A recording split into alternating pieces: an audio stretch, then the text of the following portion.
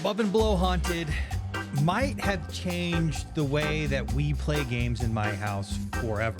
We're going to get to that though. I came to this game incredibly excited because I've really liked, if not loved, everything I've played from Red Raven. Most recently was Creature Caravan. That's something that I like more and more. I've loved Sleeping Gods and Distant Skies and the other Sleeping Gods, the little one, the little version. I'm forgetting what the name is. What is that? Sleeping Gods Primeval Peril.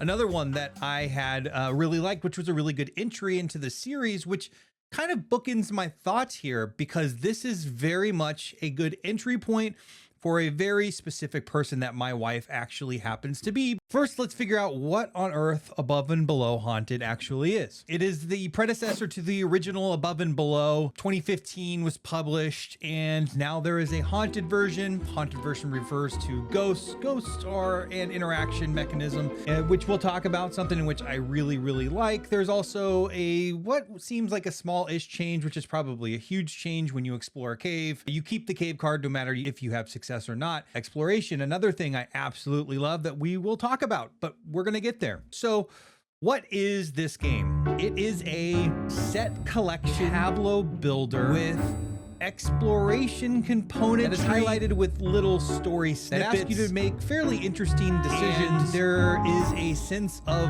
luck with mitigation related to whether you succeed or not. I think that's it. No, that's not it. That is sort of it. Let's first talk about how you score points. I always like to start with how do you actually end this game, because then we can kind of work backwards. In order to do that, let's look at your player board. This track will be used to place goods throughout the game. And as you place goods, you're increasing your income. The number on the right and the number on the left is the number of points per good that you get at the end of the game. You see, you cannot place a second good on that track of the same type. They have to go on top of each other. And I think you're probably already thinking the same thing I do, which is if you place something really early, it's only worth 1 point per. However, by the end of the game, if you can fill those up, those are 6 points. You also get points by being the first to collect a particular good.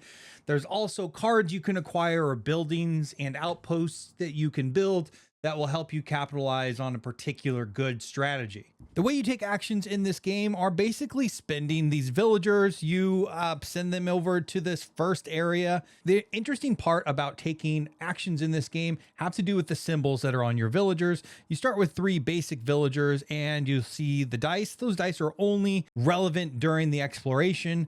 The symbol is relevant based upon what you want to do. In particular, if you want to build or I don't know, exercise the ghosts, I can't remember what it's called, or hire a new villager, you have to have those specific symbols. When you do any of those 3, you just spend that person essentially and go do the thing. Taking an action in this game is relatively simple. The first one I want to talk about is just simply hiring another villager. You just have to spend a villager with the same exact symbol, which is a feather, and you go and hire one of 5 villagers that are sitting out in a market. These villagers are important for a couple different reasons. First and foremost, they let you do more stuff. So the more villagers that you have available for you, the more actions you can take and the more dangerous explorations you can actually go and perform. Secondly, they're a way for you to kind of customize your strategy. They're not as varied as I would like, but they have these symbols. So if you want to build heavy, you need to go get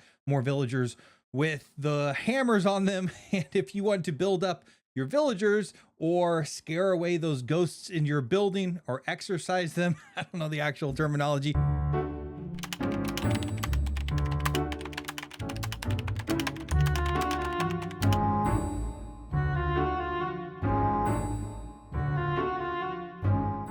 You're going to want to go and get more villagers with the feathers. The other things that are important are the dice symbols and the number of exploration successes, or I guess they're called lanterns in this game. That is definitely something you want to pay attention when you're hiring another villager. To start the game, you have a building already set with 3 beds.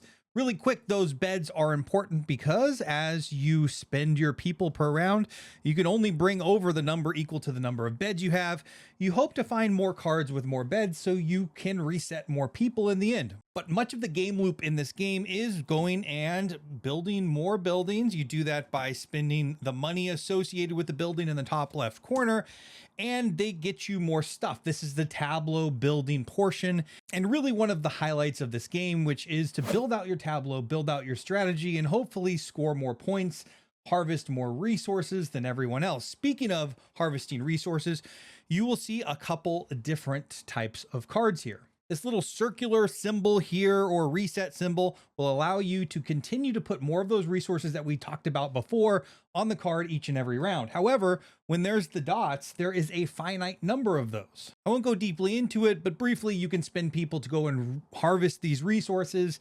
It's probably one of the least fun ways to actually spend your people on your turn, but you go and you harvest them and then throw them on your board to score more and more points. That is really the core game loop. As you can probably imagine, if you can reset those resources each and every round, that card becomes less and less valuable the later and later in the game you actually acquire it. However, you see the above part, these houses that are above, but this game is called Above and Below. And to build below, you have to build outposts. The tricky part is this outpost has nothing to actually sit on, so you actually need to go and explore first, have a cave card there, unless you have a special card that allows you to not have that cave card, and then build your outpost right on top of it. As you can see with this outpost, I get another bed, and then I get points per, I don't know, this alien strawberry, whatever it's called. So you can see you're getting extra abilities, you're getting up here resources to harvest round after round, you're getting more beds to get more people, or to reset more and more people to do more stuff. This is very much a snowball game. As you go further and further in the game, you feel like you can do more and more. You're getting more and more powerful. That's not anything new. We've seen that a million times. However, it just feeds into the sense of accomplishment and just one of the feel-good aspects of this game. Before we get on to this exploration part and how you get these cave cards, which is incredibly important and something that I absolutely love, let's first talk a little bit about the namesake of this game, which is haunting. You see, these ghosts can come out on your board a couple different ways. As you explore, you could acquire some of these ghosts. However, also as you hire people, if you're hiring cheaper people, you're going to acquire ghosts, and they're going to go haunt your buildings. They're bad because another point source here is your reputation. More ghosts in your building, lower your reputation at the end of every single round. You want to get rid of those ghosts, which is related to that action. You pretty simply spend a villager that has a feather and get rid of all of your ghosts. But that is not the hook of the ghost. It's not something that's sitting there to make you feel bad to have to spend a person, because there's a benefit here, and that is the beauty, because you can then take one of the ghosts that you just exorcise out of your buildings and put it on another person's building. There's a little interaction, a little take that. You could imagine that somebody doesn't like that because you're going to erode their reputation. However, when you place it on a building, you get a specific reward depending on the type of building that you lay it on. Those rewards are listed out on the main board. If it doesn't have a bed, you get 2 reputation and 2 coins. If it does have a bed, you get this little jug that allows you to reset more people. It's a little one-time use thing, plus 3 coins. And if you put it on an outpost, those are the buildings that you build on the caves, you get another one of those jugs and a boat. We'll get to boats in just a second because we're about to go explore right now, my absolute favorite part of the game, and boats come in handy when you are exploring. When you explore, you take any number of villagers, at least 2, you set them aside, and you first actually roll a dice. Let me find the dice. I rolled a 5 right here. I go to number 77 in this incredible storybook. I won't read any of it. I don't want it. Is it spoilery? I mean, it's their little flavor stories about you going and exploring in this cave. They give you meaningful decisions. Those meaningful decisions sometimes give you a great reward, and sometimes they don't, depending on what's going on in the story. That is up to you. It's not a huge overarching story. The gist is you're essentially looking for a new home. I think you're leaving an overcrowded village, and in the midst of you kind of creating this new home, you're going and exploring these caves, and there's lots of wonder happening in these caves. And I absolutely love this part because it gives you a sense of wonder, a sense of exploration in what is otherwise a Euro game. And the way this works is you will see how many lanterns you have to achieve. Depending on the choice that you're making, you make that choice. A lot of times that choice is pretty obvious because of the lanterns that you can even actually score. Right now, I've committed 3 people. At the most, I can score 1, 2, 3, 4 lanterns. So I wouldn't want to choose a choice that needs to get 5 or 6. But pretty simply, you choose, you roll, and you see if you succeed. In this instance, I rolled a 6. I needed to have rolled a 4 or above. I do get a success. You continue doing that down the line. You count up your successes and see if you've actually succeeded. If you do, your partner reads that success, or I should say your competitor or your adversary reads that success message and what you actually got. There's all kinds of stuff that you'll get. You'll get money. You'll get some of these goods sometimes. You might get what is my favorite part, an adventure card, or I might be calling those the wrong thing, thinking they're in Sleeping Gods, but they're essentially an adventure card. They have a little snippet of story, often, if not all of the time, related to the choices that you just made. They give you ongoing benefits. Sometimes they give the entire table an ongoing benefit. They're just great. They're fun. I've hardly gone through any of these, frankly. They're relatively rare. You don't always get them on this exploration phase, but you very much can if you choose the right choice. The big difference here compared to Above and Below, from what I gather, is that you get this cave card whether you have success or not. Because if you remember, in order to build an outpost, you need to have a cave card there. In the old game, if you failed, you didn't get the cave card and you have to try again. I would imagine that would be incredibly frustrating and a huge benefit here on this game now. We had talked a little bit about boats. Those boats you can use to essentially guarantee yourself a 6 each and every round.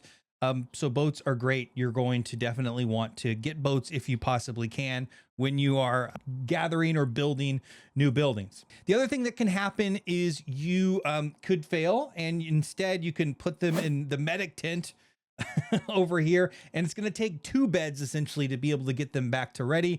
So there is this friction around making these decisions around mitigation and if they're going to make sense for you and you getting whatever the reward is. The tricky part is you don't know what the reward is. There are some hints as to how good it might be depending on the decision you made or the number of successes that it asked for, but it's not always true. And that is, I think, frustrating to people that like low luck Euros, which is typically me, but there's enough mitigation here and enough reward that happens that I would rather explore over absolutely anything else in this game, really at any time. This very much has Euro sensibilities, but unlike anything else I've ever played before, it speaks to my wife, my main gaming partner, in many different ways. The ways it doesn't speak to it is through narrative. She's not a big narrative gamer. Really, the only things that we've ever played that have some form of narrative are like legacy games. Ticket to Ride, Legends of the West had some narrative. She zoned out during those. Clank Legacy as well had some narrative, also zoned out. This was the perfect little snippet with interesting decisions that actually had impact on what you could get possibly, that made her interested. We read them back and forth. We even sometimes used some voices and also some dramatic readings, which is definitely not something that we ever do, nor you really need to do. They're really small snippets. It's not incredibly story heavy, but it's just enough to, I think, become a gateway drug to some people that aren't really in that space, not really, would ever think to play something like Sleeping Gods as an example.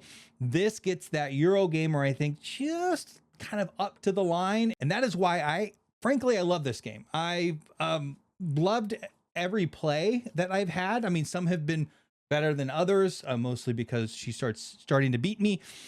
But regardless, I think it's full of those interesting decisions around Tableau building, set collection with those goods, building up your own personal power when it comes to the Tableau and the villagers that you hire. But it has the sense of exploration that I find in nothing else that I've ever played like this. And I think it's just a really unique, wonderful game, one in which you might enjoy. And if you're wondering if you might enjoy a game like this that is really unique, you know what? I know a place you can go and figure that out. Go to Cardboard right now, crdbrd.app. Go rate around 25 games or so. Then you can go do an AI analysis that will analyze your tastes compared to this game and let you know if this might be a game for you. It's going to give you a match percent and show you just how close it's going to match to your preferences. This video is not necessarily sponsored. This is my app. I've created it and it is my labor of love right now. I think we're building some pretty cool stuff over there.